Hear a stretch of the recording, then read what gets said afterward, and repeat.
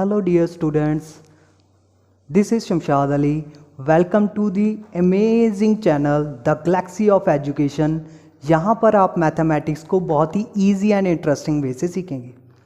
तो आज का जो हमारा टॉपिक है वो क्लास 9th चैप्टर 2 जिसका नेम है पॉलिनोमियल। उसकी आज इस वीडियो में हम सिर्फ इंट्रोडक्शन करेंगे और इंट्रोडक्शन वाला पार्ट ही सबसे इम्पॉर्टेंट होता है। तो इस वीडियो में हम कवर करेंगे, जैसे कि चैप्टर का नेम ही है पॉलिनोमियल, तो हम कवर करेंगे कि what is the meaning of the polynomial, polynomial क्या है।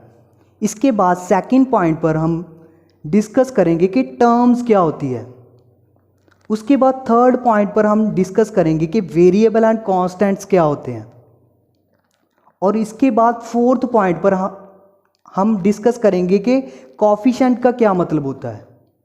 और सबसे last but not the least हम डिस्कस करेंगे कि what is the degree of the polynomial, degree क्या होती है पॉलिनोमियल की। तो सबसे पहले हमने क्या करना है कि पॉलिनोमियल को समझना है। जैसे कि आपके सामने लिखा ही हुआ है कि पॉलिनोमियल ये क्या है कि दो वर्ड से मिलके बना है। फर्स्ट क्या है पॉली और सेकंड क्या है नोमियल। सबसे पहले पॉली का जो मतलब होता है, पॉली का मतलब होता है मैनी। पॉली का जो मीनिंग होता है वो क्या होता है मैनी। मैनी का मतलब तो आपको पता ही होगा कि बहुत ज़्यादा, एक से ज़्यादा की बात हो रही है। और इसके बाद जो सेकंड है नोमियल, नोमियल को मैथमेटिकल टर्म में हम डिफाइन करते हैं एज ए टर्म में, टर्म्स। पॉली का मतलब क्या हुआ मैनी, मैनी मीन्स बहुत ज़्यादा, और नोमियल का मतलब क्या होगा टर्म। इसका मतलब अगर हम दोनों वर्ड्स को मिलाकर पढ़ रहे हैं कि पॉलिनोमियल, तो पॉलिनोमियल का जो मीनिंग होगा वो क्या होगा कि मैनी टर्म्स, बहुत सारी टर्म से मिलके जो बनती है उसी को हम क्या कहेंगे, पॉलिनोमियल कहेंगे। तो यहां पर हम आपको ये मतलब तो पता होगा कि मैनी क्या होता है, मैनी का मतलब क्या होगा कि बहुत ज़्यादा, बट यहां पर हमें टर्म नहीं पता कि टर्म क्या है। पॉलिनोमियल को समझने के लिए हमें क्या है कि टर्म को भी समझना पड़ेगा कि टर्म क्या है। तो अभी हम समझेंगे कि टर्म का मतलब क्या होता है। टर्म में क्या होगा कि टर्म में हमारे जो टर्म मिलके किन से मिलके बनती है, term variables and constants. Term में क्या होते हैं, बहुत सारे वेरिएबल्स होते हैं एंड कांस्टेंट होते हैं। टर्म बेसिकली हो सकता है कि उसमें ओनली वन वेरिएबल हो सकता है कि ओनली वन कांस्टेंट हो। तो इसके बाद हमारा ये भी क्वेश्चन आता है कि वेरिएबल्स क्या होते हैं एंड कांस्टेंट क्या होते हैं। वेरिएबल का मतलब क्या है और कांस्टेंट का मतलब क्या है। तो वेरिएबल आपने पहले भी बहुत बार सुना होगा इन द मैथ की क्लास में कि वेरिएबल क्या होते हैं। हमें पता है कि वेरिएबल जो होते हैं कि मैथ में जो अल्फ़ाबेट्स यूज़ किए जाते हैं, मैथ में जो अल्फ़ाबेटिकल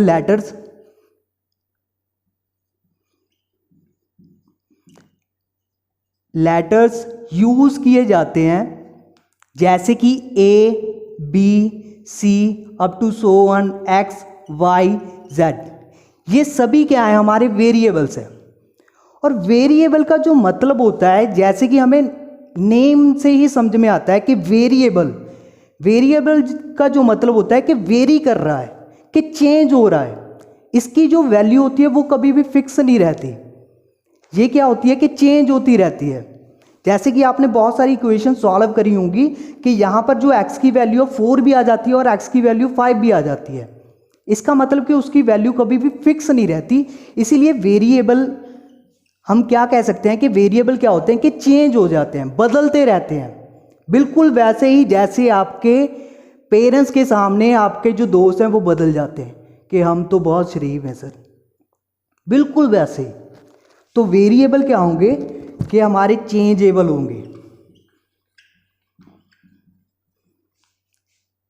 और अभी देखो कि यहाँ पर ये क्वेश्चन आता है, आपके माइंड में भी आता होगा, और इन फ्यूचर में आपसे बहुत जाने ये भी पूछेंगे, आपके पेरेंट्स भी पूछेंगे कि इस मैथ में ये A B C D का क्या काम है।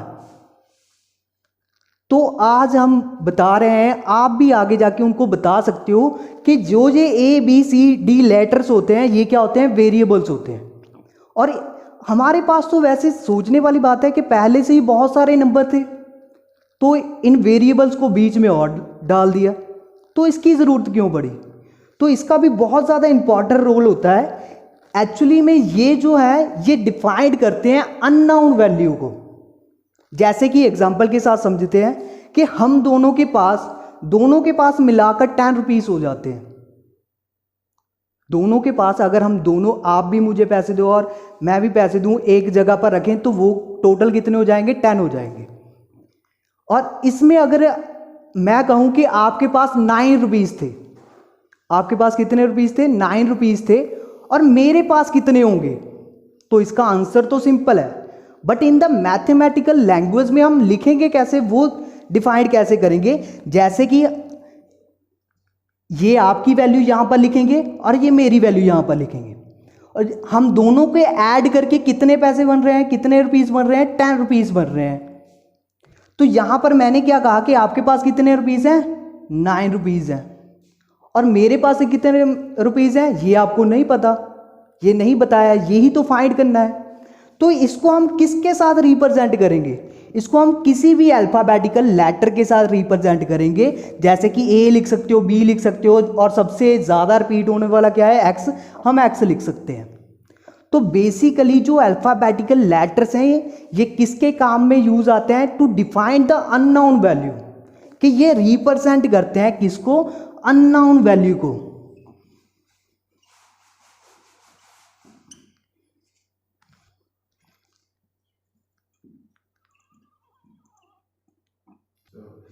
तो इससे हमें क्या पता चला कि हमारे जो अल्फाबेटिकल लेटर्स हैं ये क्या रिप्रेजेंट करते हैं, ये रिप्रेजेंट करते हैं to defined unknown value, represent करते हैं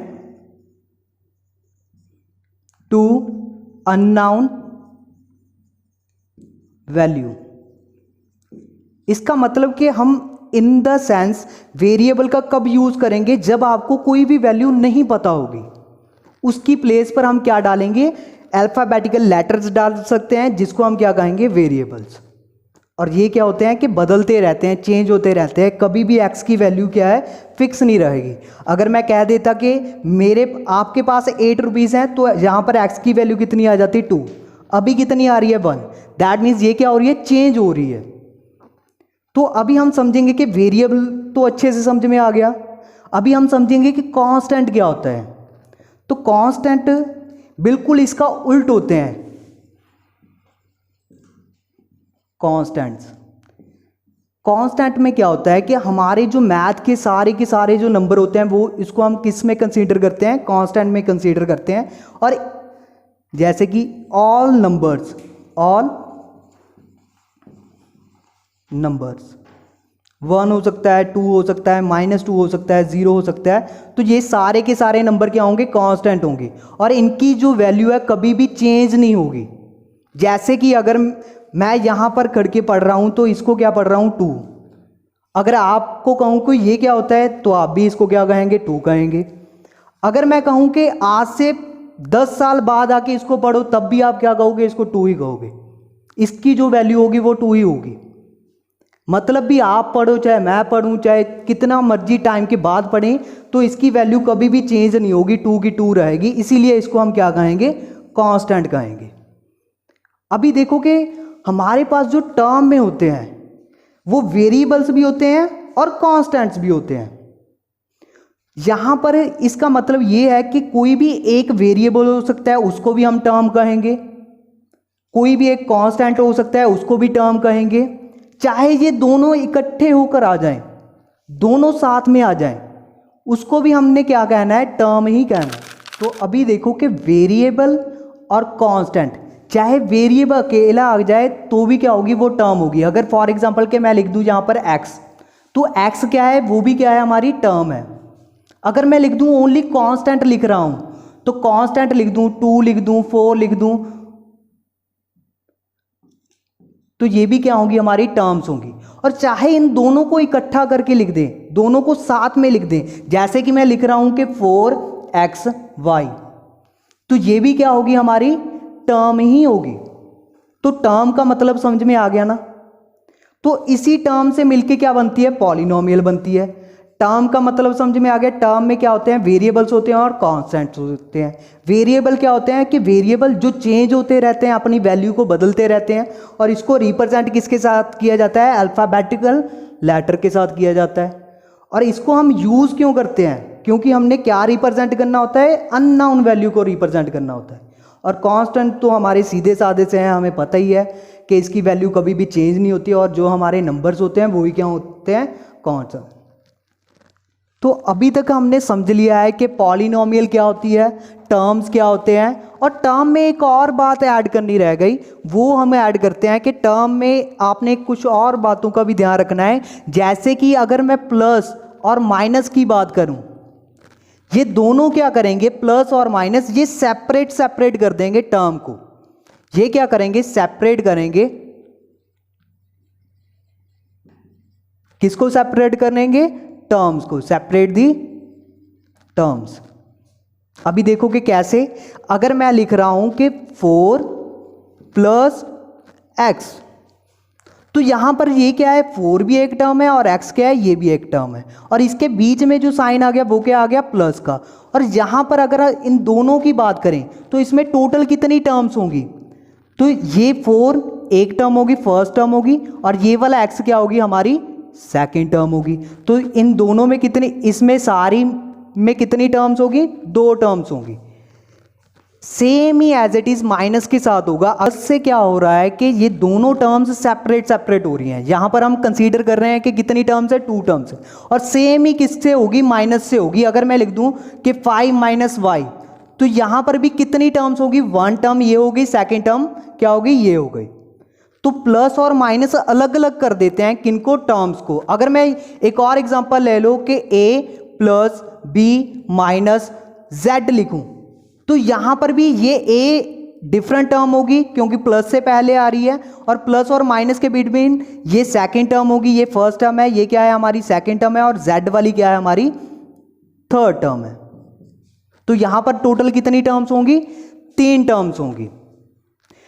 अभी देखो कि आगे क्या है कि जो मल्टीप्लाई और डिवाइड का साइन होता है, जो मल्टीप्लाई एंड डिवाइड का साइन होता है, ये क्या होता है, ये सेपरेट नहीं करता टर्म को।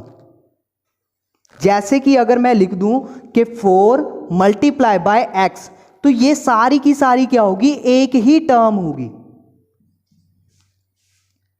इसको 4 मल्टीप्लाई बाय एक्स को हम कैसे लिख सकते हैं, ओनली 4x भी लिख सकते हैं। तो ये क्या होगी, हमारी सिर्फ एक टर्म होगी।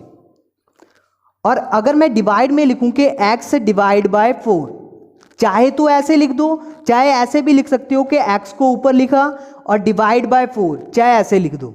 तो ये भी क्या होगी, सिर्फ एक ही टर्म होगी।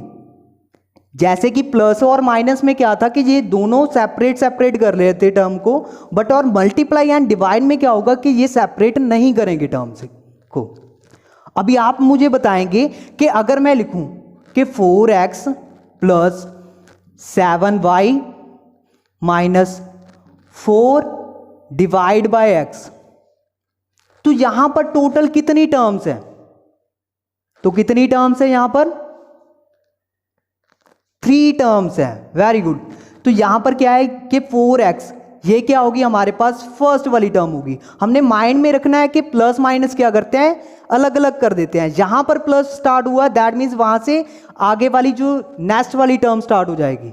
तो यहां पर 7 क्या है, हमारा सेकेंड वाली टर्म है, और ये क्या है, 4 डिवाइड बाय एक्स। डिवाइड कभी भी नहीं अलग करता एक्स को, चाहे तो ऐसे लिखा आ जाता, और ज्यादातर मैथ में कैसे लिखा आएगा कि डिवाइड ऐसे लिखा आएगा। तो ये क्या होगी, हमारी थर्ड वाली टर्म हो जाएगी। तो ये चीज का आपने ध्यान रखना है कि प्लस और माइनस कब सेपरेट सेपरेट करेंगे टर्म्स को, और मल्टीप्लाई एंड डिवाइड कभी भी सेपरेट नहीं करेंगे टर्म्स को। तो यहां पर आप इसके बहुत सारे एग्जांपल लिख सकते हो, और आपके पॉलिनोमियल में भी बहुत सारे एग्जांपल्स आएंगे। और अभी देखो कि हमने क्या डिस्कस कर लिया, पॉलिनोमियल टर्म्स को डिस्कस कर लिया, वेरिएबल एंड कांस्टेंट को डिस्कस कर लिया, लास्ट में हमारा 4th पर क्या आया, कोफिशिएंट। और ये तो बहुत ज़्यादा सिंपल है, बहुत ज़्यादा सिंपल है। अभी देखो कि यहाँ पर क्या है कि 3 अलग अलग टर्म्स दिख रही हैं। अभी हम कॉफिशिएंट की बात कर रहे हैं।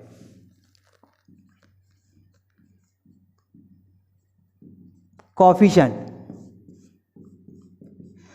अगर सिंपल वर्ड्स में मैं आपको समझाऊं कि कॉफिशिएंट क्या होता है, तो वो बेसिकली टर्म का जो नंबर वाला पार्ट होता है, जो कांस्टेंट वाला पार्ट होता है, उसी को हम क्या कहेंगे, कॉफिशिएंट कहेंगे। कॉफिशिएंट का मतलब क्या होगा कि जो टर्म का, किसी भी टर्म का नंबर वाला पार्ट हो, कांस्टेंट पार्ट हो, उसको हम क्या कहेंगे, कॉफिशिएंट कहेंगे। जैसे कि हमारे पास यही वाली इक्वेशन है, तो यहां पर क्या है कि हमारे पास 4x है, ये फर्स्ट टर्म है, यानी कि 4x। तो यहां पर x का जो कॉफिशिएंट होगा वो क्या आएगा, सिर्फ ओनली नंबर वाला पार्ट लेना है। यहां पर कांस्टेंट पार्ट क्या है, 4, तो यहां पर क्या आ जाएगा, 4 क्या होगा, x का कॉफिशिएंट होगा। और यहां पर अगर हम 7y लिख रहे हैं, जो हमारी सेकंड टर्म है, तो यहां पर भी आपको पता चल गया होगा कि सेकंड टर्म क्या है, हमारी 7y है। तो यहां पर क्या होगा कि वेरिएबल नहीं लेना हमने, कौन सा लेना है, ओनली कांस्टेंट लेना है। यहां पर क्या आएगा, 7 क्या है, हमारा कॉफिशिएंट है। और 7 कॉफिशिएंट है किसका, x का नहीं है। तो अभी ये कॉफिशिएंट किसका है, y का है। जो वेरिएबल लगा होता है उसका कॉफिशिएंट होगा, और जो नंबर लगा होगा वो ही कॉफिशिएंट होगा। तो इसके बाद लास्ट में आ जाता है कि हमारा क्या है कि 4/x। तो यहां पर जो कॉफिशिएंट है, इसका जो कॉफिशिएंट है वो क्या होगा, ओनली नंबर वाला पार्ट, ये ऊपर है, दैट मीन्स ओनली ऊपर वाला पार्ट आ जाएगा 4। तो दैट मीन्स इसका कॉफिशिएंट क्या आ जाएगा, इसका भी कॉफिशिएंट क्या आएगा, 4 ही आएगा। अभी एक और एग्जांपल लेते हैं कि देखो कि मैंने लिखा कि 4x² प्लस x माइनस 2। तो यहां पर पहले तो ये बताओ कि इसमें कितनी टर्म्स हैं। तो इसमें कितनी टर्म्स है, आपको दिखाई दे रहा होगा कि फर्स्ट टर्म ये हो गई, इसके बाद प्लस स्टार्ट हो गया, दैट मीन्स सेकंड टर्म क्या हो गई, ये वाली हो गई, और थर्ड टर्म क्या है हमारी, ये वाली है। तो अगर इसमें कहूं कि x² का कॉफिशिएंट क्या है, वो मुझे बताओ। तो सिंपल क्या है कि x² किस टर्म में है, पहले तो वो देख लो। सबसे फर्स्ट टर्म में ही क्या है, x² है, तो 4x², ये क्या है हमारी फर्स्ट टर्म। तो x² का कॉफिशिएंट क्या है, जो इसमें नंबर वाला पार्ट लगा होगा फर्स्ट टर्म में, वही क्या होगा इसका कॉफिशिएंट। तो ये क्या हो गया हमारा 4, इसका कॉफिशिएंट क्या होगा, 4। तो अगर हम बात करें, इसका क्वेश्चन अलग से पूछूं कि अभी ये बताओ कि x का कॉफिशिएंट क्या होगा, तो यहां पर क्या है कि सेकंड टर्म में ओनली क्या लिखा हुआ है, x लिखा हुआ है। तो x का कॉफिशिएंट क्या है, अभी आप दुविधा में पड़ जाओगे कि x के साथ तो सर कुछ ही नहीं है, इसका मतलब कि इसका कॉफिशिएंट ही कुछ नहीं आएगा। तो यहां पर क्या होता है कि जिसके साथ कुछ नहीं लगा होता उसके साथ क्या लगा होता है, 1। ये आप अपने माइंड में डाल लो कि मैथ में जो, जैसे कि हम मैथ में जो 1 है वो क्या है, गॉड की तरह है। जैसे आप भी मानते होगे, मैं भी मानता हूं कि गॉड सबके साथ होता है। क्या आप दिखा सकते हो कि आपके साथ गॉड है, दिखा नहीं सकते ना, बट मानते हो ना कि आपके साथ गॉड है। तो इसका मतलब क्या है कि मैथ में जो गॉड है वो 1 है। तो इसका मतलब कि x के साथ अगर कुछ नहीं दिखाई दे रहा, दैट मीन्स इसके साथ 1 लगा हुआ है। चाहे वो मल्टीप्लाई में लगा लो, चाहे वो डिवाइड में 1 लगा लो, चाहे इसकी पावर में 1 लगा लो, तो ये तीनों जगह पर 1 इसके है, बट दिखाई नहीं देता। तो सेम टू सेम हमने क्या लेना है, मल्टीप्लाई वाला लेना है ओनली, कि इसके साथ क्या लगा हुआ है, 1। तो इसका जो कॉफिशिएंट है वो होगा नंबर वाला पार्ट। नंबर वाला पार्ट क्या है हमारे पास, ओनली 1। जब कांस्टेंट पार्ट वो क्या है, 1। इसके बाद हमारे पास क्या आती है, थर्ड वाली टर्म आती है। थर्ड में हमारे पास क्या है, ओनली कांस्टेंट दिखाई दे रहा है, दैट मीन्स यही क्या होगा, इसका कॉफिशिएंट होगा। इसके साथ माइनस लगी हुई है, दैट मीन्स इसका कॉफिशिएंट क्या होगा, -2। तो यहां पर हमने 4th पॉइंट कॉफिशिएंट तक क्लियर कर लिया। तो अभी हम डिस्कस करेंगे कि डिग्री क्या होती है। बेसिकली डिग्री का मतलब क्या होता है कि highest power of the variable in polynomial. जो पॉलिनोमियल में सबसे बड़ी पावर होगी उसी को हम क्या कहेंगे, डिग्री कहेंगे। जैसे कि पॉलिनोमियल हमें पता है कि किन से मिलके बनती है, टर्म से मिलके बनती है। फॉर एग्जाम्पल कि हमने ले लिया कि 4x² प्लस 2x माइनस 3, तो इनमें हमें पता है कि प्लस माइनस क्या करते हैं कि टर्म्स को सेपरेट कर देंगे। जैसे कि यहां पर कि प्लस से पहले क्या आता है, 4x² आ रहा है, तो ये क्या है फर्स्ट टर्म, ये क्या है हमारे पास सेकंड टर्म, और ये क्या है हमारे पास थर्ड वाली टर्म। तो इन तीनों टर्म से मिलके हमारी इन तीनों टर्म को हम क्या कह सकते हैं कि हमारी ये क्या है, पॉलिनोमियल है। और पॉलिनोमियल में 1 टर्म भी हो सकती है, 2 टर्म्स भी हो सकती हैं, और 2 से ज्यादा टर्म्स भी हो सकती हैं। तो अभी देखो कि इन सभी टर्म्स में जो x की जब वेरिएबल की जो पावर है वो अलग अलग है। जैसे कि अगर यहां पर बात करें तो x की पावर क्या है हमारे पास 2, तो यहां पर अगर हम बात करते हैं तो x की पावर कितनी है, कुछ दिखाई नहीं दे रहा, दैट मीन्स हम सपोज करके चलते हैं कि इसकी पावर कितनी होती है 1। तो यहां पर लास्ट वाली टर्म में क्या है कि -3 है, तो यहां पर आपको तो वेरिएबल दिखाई नहीं दे रहा हमें। तो बेसिकली क्या होता है, यहां पर भी वेरिएबल नहीं होता, ओनली कांस्टेंट होते हैं। इसके साथ भी वेरिएबल लगा होगा, और वो कैसे होगा कि x की पावर कितनी होगी 0। किसी भी वेरिएबल की पावर अगर 0 हो, चाहे नंबर की पावर 0 हो, वो इजिकल टू होता है किसके, 1 के। तो इसीलिए यहां पर जो x की पावर होगी वो क्या होगी 0। अभी हम डिस्कस क्या कर रहे हैं कि डिग्री क्या होती है। इस सभी पॉलिनोमियल में, इस वाली पॉलिनोमियल में जो सबसे बड़ी पावर होगी वही क्या होगी, डिग्री। तो यहां पर x की पावर 2 है, x की पावर 1 है, और x की पावर 0 है। दैट मीन्स यहां पर जो हमारी डिग्री आ गई तो उसकी डिग्री कितनी होगी 2। अगर हम एक और एग्जांपल ले लें कि 4x की cube plus 3y² minus y। अच्छा, तो यहां पर जो हमारी डिग्री होगी वो क्या होगी, जैसे कि ये वाली टर्म है फर्स्ट टर्म, ये सेकंड टर्म, और ये थर्ड टर्म हो गई। तो यहां पर सबसे बड़ी पावर हमें क्या दिखाई दे रही है, 3 दिखाई दे रही है। दैट मीन्स यहां पर जो डिग्री होगी वो क्या होगी हमारे पास 3 हो जाएगी।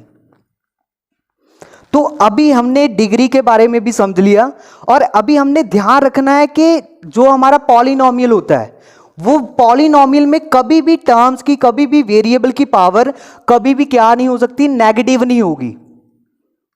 हमेशा या तो 0 भी हो सकती है और पॉजिटिव नंबर भी हो सकते हैं। हम ये कह सकते हैं कि पॉलिनोमियल में ऑलवेज क्या होता है कि वेरिएबल की पावर नॉन जीरो इंटीजर होती है, या फिर इन अनदर वर्ड्स में हम कह सकते हैं कि पॉलिनोमियल में वेरिएबल की पावर क्या होती है, होल नंबर भी हो सकती है। होल नंबर हमें पता ही है कि क्या है, 0 से स्टार्ट होते हैं, 1 2 3 up to so on infinite तक जाते हैं। तो अगर मैं यहां पर लिखूं कि 4x की क्यूब प्लस 3x की पावर -2 और प्लस 2, तो यहां पर अगर हम देखेंगे तो यहां पर क्या है कि 4x की पावर क्यूब आ रही है, 3x की पावर -2 आ रही है, यहां पर पावर क्या आ गई, -2 आ गई। दैट मीन ये सारी की सारी क्या होगी, पॉलिनोमियल नहीं कह सकते इसको। क्यों नहीं कहेंगे, क्योंकि यहां पर वेरिएबल की पावर क्या आ रही है, नेगेटिव में आ रही है। चाहे नेगेटिव आ जाए, चाहे रैशनल नंबर में आ जाए, चाहे इस फॉर्म में आ जाए कि x की पावर 1/2 प्लस 3, तो ये भी क्या होगी कि हमारा पॉलिनोमियल नहीं होगा। तो यहां तक क्लियर बच्चे। तो ये थी हमारी चैप्टर 2 पॉलिनोमियल की इंट्रोडक्शन। तो इसके बाद हम नेक्स्ट वीडियो में कवर करेंगे टाइप्स ऑफ द पॉलिनोमियल। तो इसके लिए चैनल को सब्सक्राइब करें, और वीडियो अगर अच्छी लगे हो तो लाइक करें और शेयर भी करें अपने दोस्तों के साथ।